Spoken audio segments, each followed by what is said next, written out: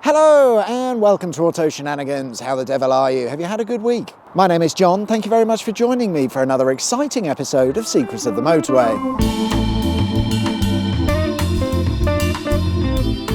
This week I'm in Preston, although hopefully not for much longer, as we'll be heading east and then up a bit along the 28-mile long M65 motorway. The M65 is a bit of an oddball motorway that seems to have lacked any real purpose or plan when it came to its construction. The first section was built in 1981 and ran between Burnley and Briarfield. Over the next few years, more sections would be constructed, creating a motorway that would run between Blackburn and Colne.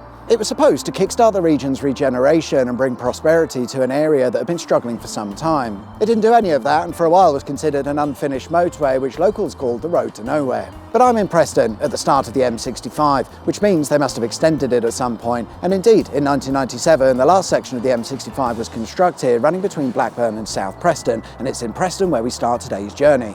The M65 starts at Junction 1A, and this is peculiar because Junction 1A would usually sit between Junctions 1 and 2, but with the M65, for some reason, that's not the case. Junction 1A is also known as the Curtain Roundabout, and it was built with the intention of a large road continuing west around Preston and linking up with the M55. I say large road because it's not 100% clear as to whether it would have been more of a motorway or large A road. But in any case, the plan was for the carriageway to continue at this point, which is why the M65 starts at this rather odd arrangement. You might notice how space has been left for a flyover along with a nice spoil mound to put it on. And the motorway bridge that goes over the A49 seems to have a lot of space in the middle. Again, this has been left over for a flyover. As for why it's numbered Junction 1A, I can only assume that because it was one of the last bits of the M65 to be completed, it was just easier to number it as Junction 1A rather than renumber all of the other junctions that had been built some years prior. Onto Junction 1 then, the Bamber Bridge interchange. It's here where the M65 and the M6 meet, and this interchange opened in the late 50s as part of the Preston bypass. The Preston bypass was the first motorway in the country, and to begin with it terminated behind me at the Bamber Bridge Junction, until that is 1963 when the Preston bypass, or M6, was extended. And it stayed like that for a while until the M65 came along in 1997 and smashed its way through on the way to Blackburn. Junction 2 is where the M61 and the M65 meet at the Clayton Brook interchange. You'll also find the rather strange Walton Summit motorway at this interchange, which you can learn all about in our M61 video. Up next is Junction 3, and what's interesting here is the bridge that carries the motorway across the junction. It's quite evident that when building this bridge, they left space for additional lanes to be added at a later stage, and it's not just this bridge, there are several others along the M65 that have all been built to this future-proof specification. Didn't swap the pages.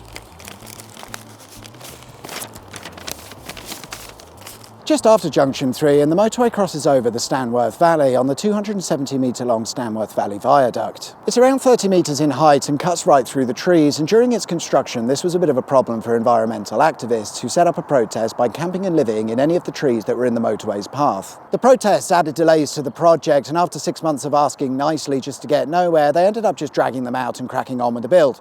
Still, it's quite a nice bridge. This wouldn't be the only protest against the M65's construction. In fact, the whole section from Junctions 1A to 6 was mostly protested against, but at Junction 4, protesters went one step further by helping themselves to a row of terraced houses that were earmarked for demolition. The last tenants of these houses had moved out years before, and the plan was to build the M65 right across the top of them. But the protesters were having absolutely none of it and squatted in the properties with no heating, electricity, toilets or water. Like before, this added delays to the project until the police went in and yeeted them out. And of course, there's now a bridge where those houses used to be, taking the motorway over the A666. Oh, and remember earlier we talked about extra wide bridges? This bridge has been built very much the same, with extra space left over for an upgrade at a later stage. Between Junctions 4 and 5, and the motorway passes over Roman Road. This road was realigned during the construction of the M65, but left behind is an abandoned road bridge that's hiding to the side of the M65. The bridge was originally installed to carry the road over Davyfield Brook. Now, I'm no detective, but I think it being called Roman Road means it was a Roman road. And whilst I'm sure this bridge is not a Roman bridge, it stands to reason that there's been a bridge over this brook for centuries.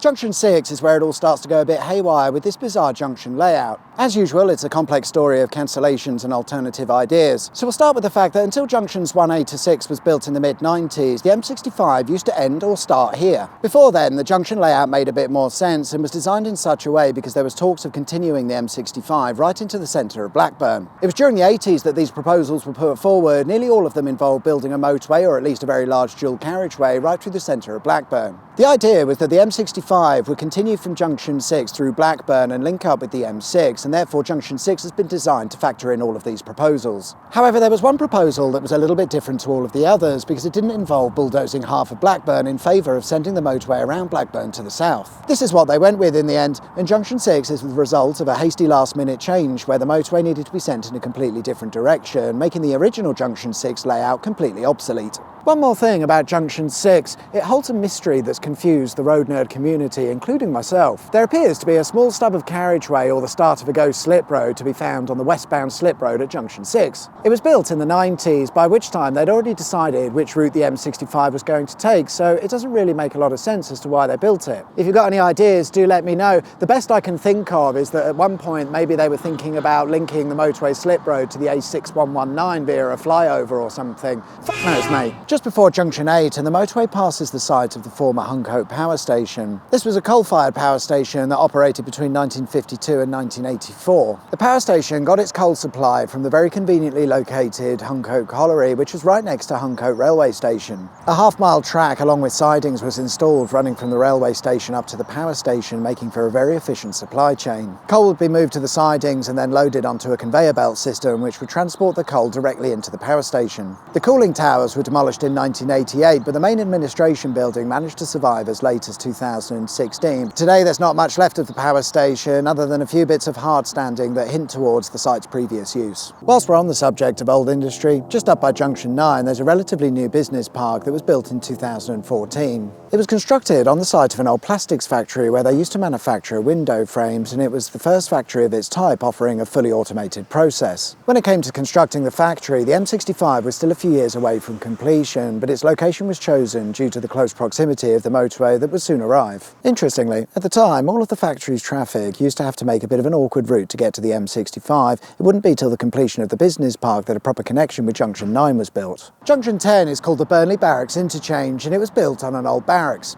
and it's in Burnley, so the name checks out. Burnley would see quite a lot of regeneration throughout the 60s and 70s, but when the M65 came along in the 80s, it smashed its way through Burnley without a care in the world. Comparing old maps with new, we can see where they've demolished several buildings to fit in the M65. Just off the westbound slip road are two bridges that were left over following the motorway's construction. One of the bridges, the one I'm standing on now, used to be part of Barracks Road, and the other looks to me like it was a direct entrance into the barracks. I'm not really sure. I can see where it says drill hall on an old map. I'm kind of putting two and two together there. Just after Junction 10 and the motorway goes underneath the Leeds and Liverpool Canal. When they were constructing the M65, the Canals Trust or Water Board or whoever it is insisted that the canal had to remain open during the process. The aim was to minimise the impact on any boats, and what they ended up doing was building the aqueduct alongside the existing canal. Once the aqueduct was finished, they connected it up and the original bit of canal is no more. Interestingly, the aqueduct and canal works was all completed long before the M65 opened. Not a lot happens after that really, although it's interesting to note that Junctions 10 to 12 is the oldest section of the M65, having been built in 1981. Don't you think it's strange that the start of the motorway is the newest part and the end of the motorway the oldest? But why am I even questioning it? There's no logic to be had when it comes to UK road building. We've established that many times. Anyway, let's get on. We're on the way towards the end of the M65 and the motorway bypasses Barrowford. However, today we're going to take a trip into Barrowford to take a look at the 1805 toll house that's found on the corner of Gisborne and Cole Road. In the days of wagons and horses, there was no such thing as the road fund licence, and instead on main routes you'd find toll houses that would collect your money, which would then go towards maintaining the road. It seems long before the car was invented we were still being fleeced to use the roads. Or track, I don't know what they had back then. In any case, the toll house at Barrowford is considered one of the oldest in the country. And on the front there's a price list which displays the prices you would have paid all those years ago. It says ass at the top. Ass. Ass. Can I zoom in anymore? Oh, I can, look. Ass. So if my ass wants to come this way, it's going to cost me 1D. Okay? Sounds reasonable. After Junction 13 and the M65 comes to an end at a roundabout with the A6068, but it wasn't always planned to end here. There were talks of a secondary trans-Penine motorway, much like the M62, and it was the M65 that was the prime candidate. In order for it to work, they would also have needed to build the M650, a motorway that would link Kildick down to Shipley. Well, they didn't really need to build it, but it would have given the M65 somewhere to go. There was a bit of a problem though. It seems that the Lancashire-based councils were all in favour for sending the M65 further east, but all of the Yorkshire-based councils were not. Honestly, when are you guys going to settle your differences? It's been centuries now, come on. But what really happened was the 70s oil crisis. With plans for the M650 and the M65 extension to the east still in the early stages, they were cancelled with immediate effect because it made the councils look like heroes at a time when road building wasn't high on anyone's agenda. And there we are then, guys. That's all we've got time for this week. I hope you liked the video. If you did, there's a button specifically for that. And if you haven't subscribed already, please consider doing so. That'd be wicked sweet awesome. Enjoy the rest of your week, whatever it is you get up to. My name's John, you've been watching Auto Shenanigans, and I'll see you next time for another exciting episode of Secrets of the Motorway. Until then, take care. Bye-bye.